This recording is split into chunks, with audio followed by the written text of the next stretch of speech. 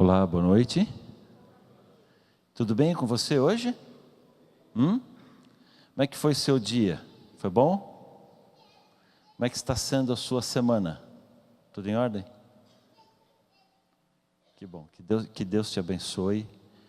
Que privilégio podemos estar juntos aqui. Que Deus abençoe a sua família, seus projetos pessoais, sua casa, seu trabalho. A você que nos acompanha pela internet, o meu abraço querido, amigo para você. Que bom ter você aqui com a gente e que Deus te visite hoje também, tá bom? Eu quero convidar você a abrir sua Bíblia, por favor, no Salmo 19. De vez em quando você vai me ouvir aqui falando de alguns desses textos da Bíblia que são muito conhecidos. E que a tendência que a gente tem é uma leitura rápida e, aliás, nem leitura, né? A tendência mais normal é a gente só repetir, só falar de cor, nem para muito para pensar no conteúdo. Eu tenho muita preocupação desses textos que são muito conhecidos.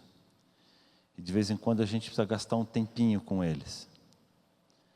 Salmo capítulo 19, eu acho que a maioria de nós poderia dizer um bom trecho dele de cor, né?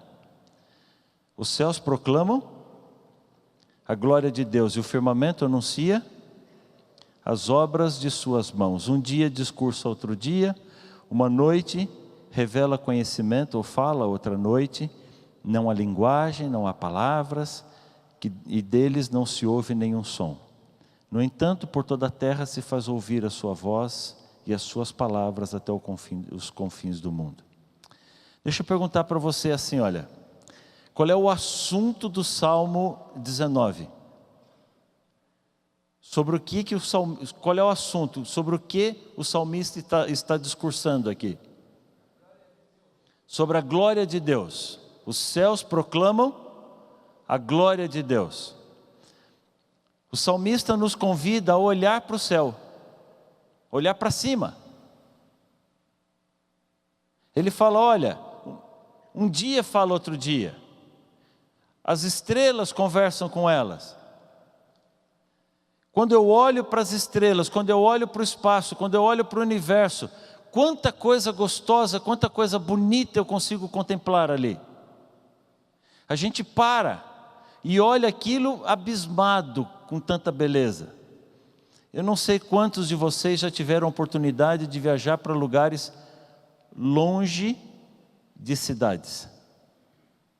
A cidade atrapalha muito a visualização das estrelas e dos corpos celestes. Dizem os entendidos que não há nenhum lugar do mundo hoje que você não tenha nenhum reflexo da luz das cidades. Quando você está viajando de carro, você olha a estrada, ela está escura, de longe você vê o clarão da cidade, não vê o clarão da cidade? Dizem algumas pessoas que isso já é considerado como poluição luminosa, como tantas outras poluições que a gente tem no mundo hoje. A poluição luminosa dificulta a visualização dos corpos celestes.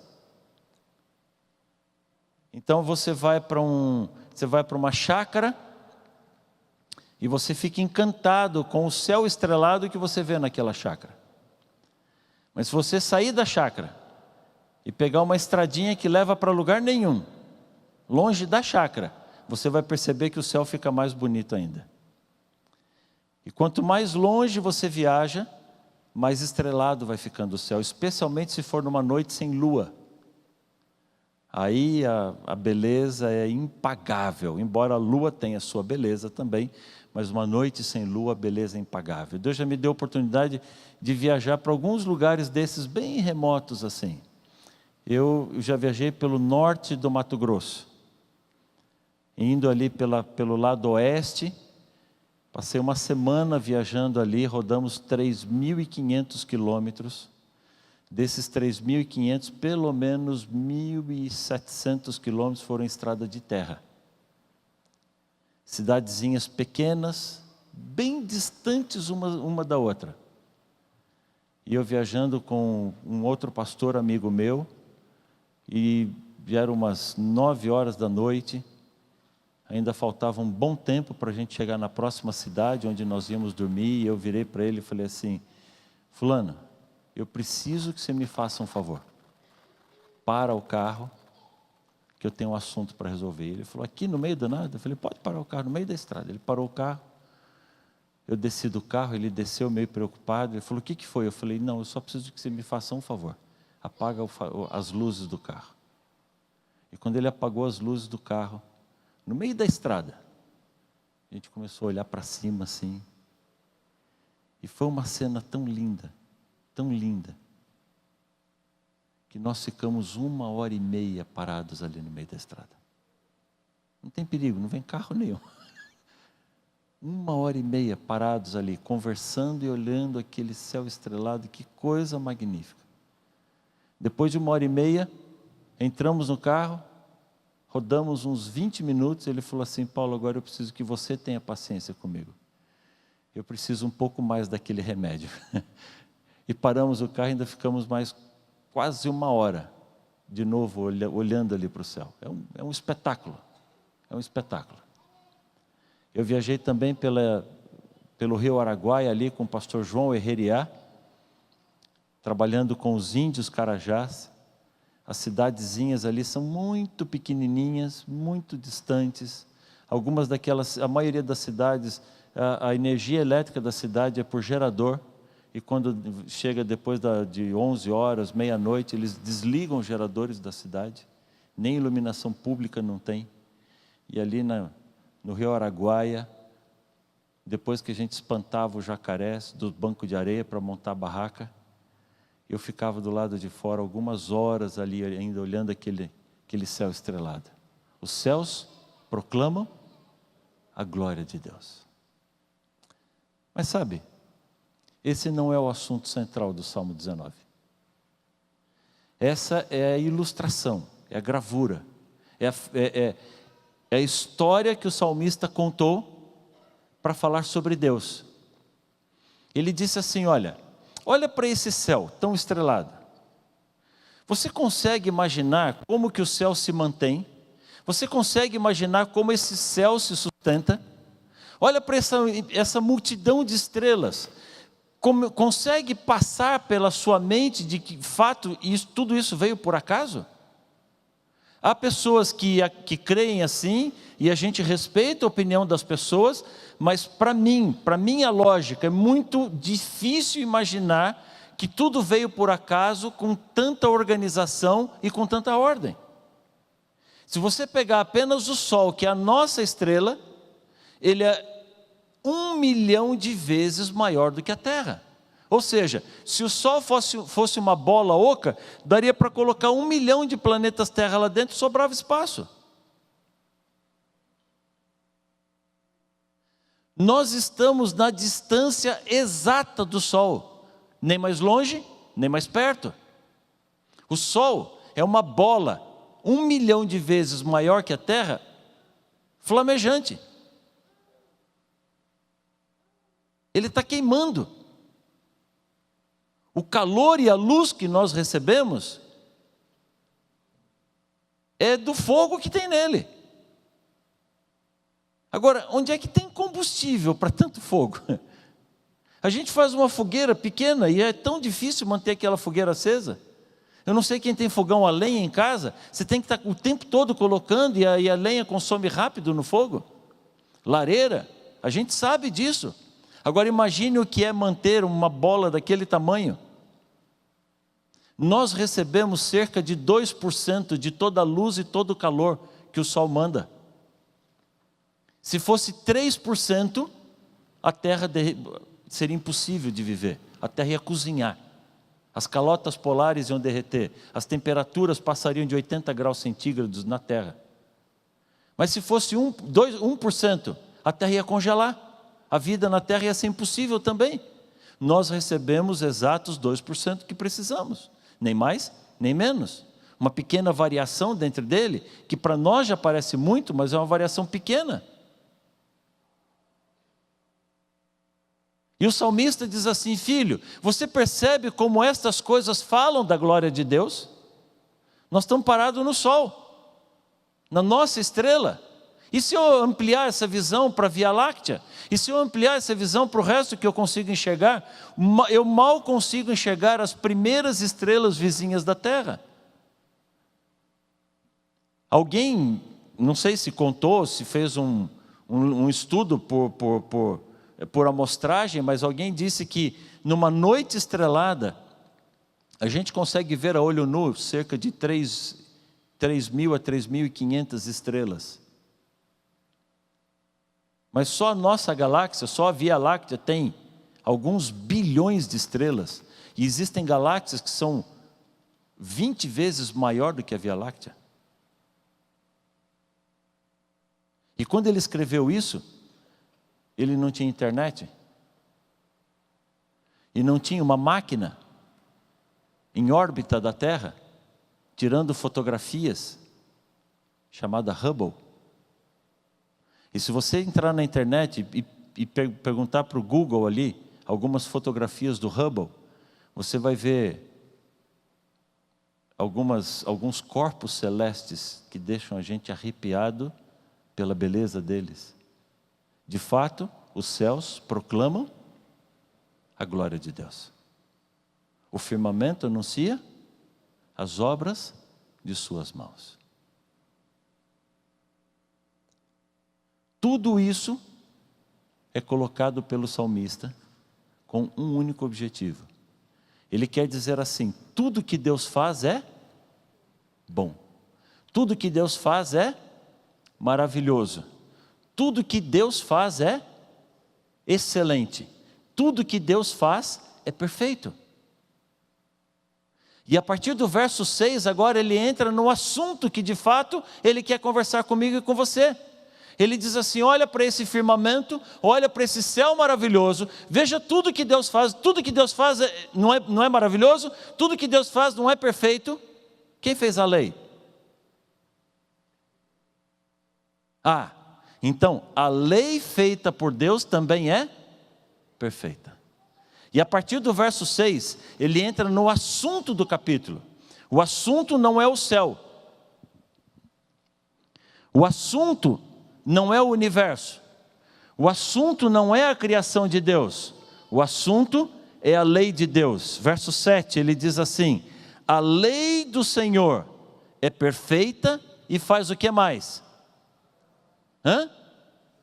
Restaura a alma. A lei do Senhor é perfeita e restaura, revigora a alma. Os testemunhos do Senhor são dignos de confiança. Verso 8, os preceitos do Senhor são justos e dão alegria ao coração. Os mandamentos do Senhor são límpidos e trazem luz aos olhos. O temor do Senhor é puro e dura para sempre. As ordenanças do Senhor são verdadeiras e todas elas são justas. Você percebe qual é o assunto aqui? Esse é o assunto. Ele está dizendo: filho, se você consegue acreditar que Deus criou todas essas coisas e que as obras de Deus são maravilhosas, por favor, então olha para a lei de Deus. Olha para aquilo que Deus traz para você. Olha para aquilo que Deus orienta para a sua vida. Tudo que Deus faz é perfeito, então a lei de Deus é perfeita. Ou seja, Deus conhece a minha vida melhor do que eu mesmo. Deus conhece a sua vida melhor do que você mesmo. O que Deus diz para mim é melhor do que aquilo que eu acho que é bom para mim. O que Deus diz para você é melhor do que aquilo que você acha que pode ser bom para você.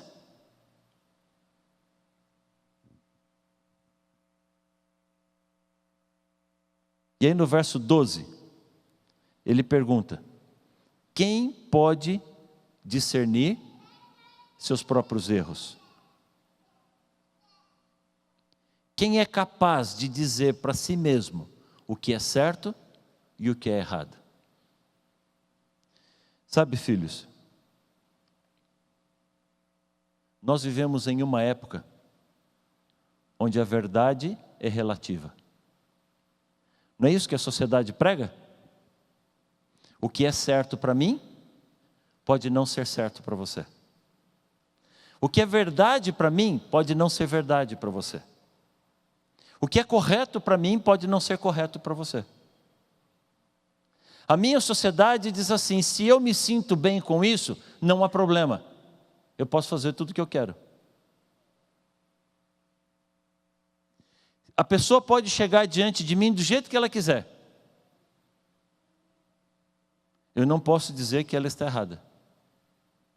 Veja, eu não estou discordando da liberdade de consciência. Cada um tem sua consciência. Mas o parâmetro para dizer o que é certo e o que é errado, nós não temos.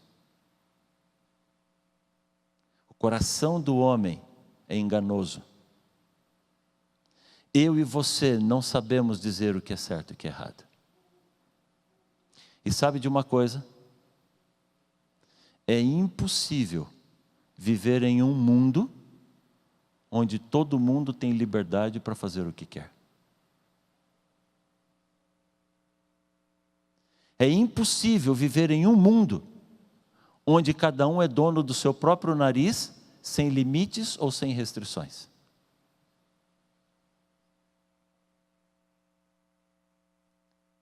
A vida precisa de regras. A vida precisa de normas. E às vezes, alguma coisa que você não vê problema, está trazendo problemas. Pode não estar trazendo problema para você, na sua visão, na sua maneira de enxergar, mas você não sabe dizer o que é certo e o que é errado.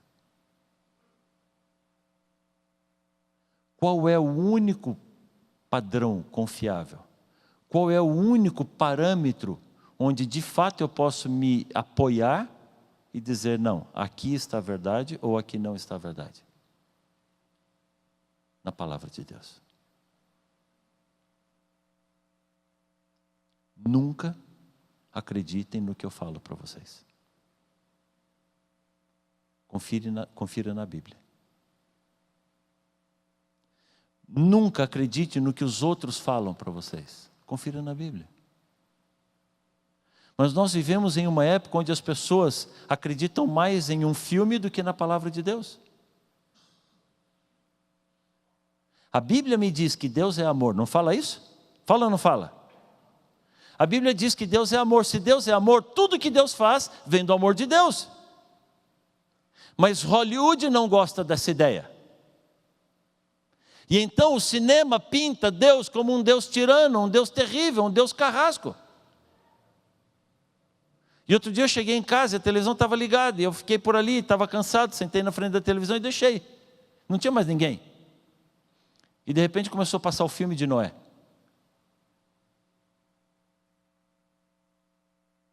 Aquilo me deu ânsia. Não é retórica. Não é figura de linguagem. Aquilo me deu ânsia. É um filme que retrata um Deus que é absurdamente cruel e tirano. Um Deus que não tem uma gota de amor pelos seus filhos. E a visão hollywoodiana do dilúvio é porque os homens erraram tanto, destruíram tanto a natureza que Deus criou, que ele resolveu destruir toda a humanidade. Não salvar a humanidade, destruir toda ela. Segundo o filme, o projeto de Deus era de deixar só os animais povoando a terra. E Noé foi escolhido por Deus não para salvar a humanidade, mas para salvar os animais, e logo depois eles não podiam ter filho para que eles morressem e finalmente ficassem só os animais. Um Deus cruel, um Deus tirano. E Noé, segundo o filme, é o carrasco de Deus. É aquele que executa as ordens cruéis de um tirano. Quantas pessoas vão à Bíblia para ler? Quantas pessoas vão à fonte da verdade para buscar o verdadeiro conhecimento? Ah não, em cima daquilo ali, então não quero nem olhar na Bíblia.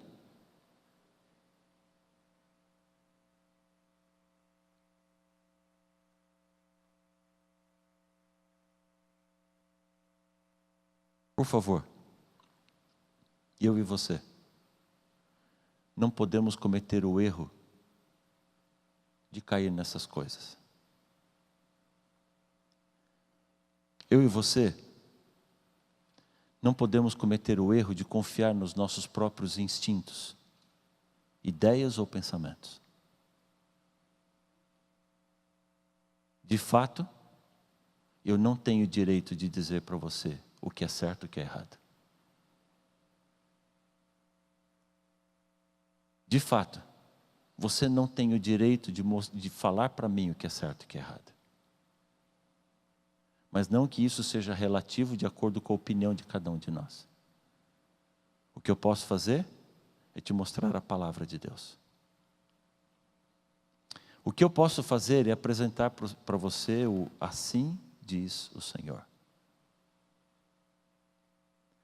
E sabe, quanto mais o tempo passa, mais a nossa sociedade se distancia da palavra de Deus. Estou certo ou estou errado? Quanto mais o tempo passa, mais as pessoas decidem agir por vontade própria. Quanto mais o tempo passa, cada vez mais aqueles que servem a Deus e que seguem a palavra de Deus, tal como Deus nos coloca, são colocados como ridículos, como fanáticos. Muito cuidado antes de chamar alguém de fanático. Pode ser sim que seja fanático. Mas pode ser que seja apenas uma desculpa nossa para fugir das nossas próprias responsabilidades. Sabe por que os céus proclamam a glória de Deus?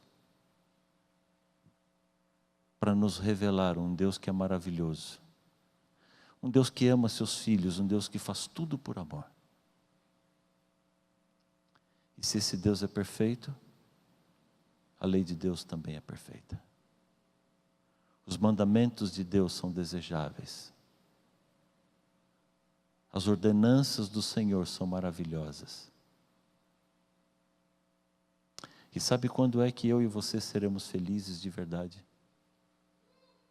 Quando definitivamente pautarmos a nossa vida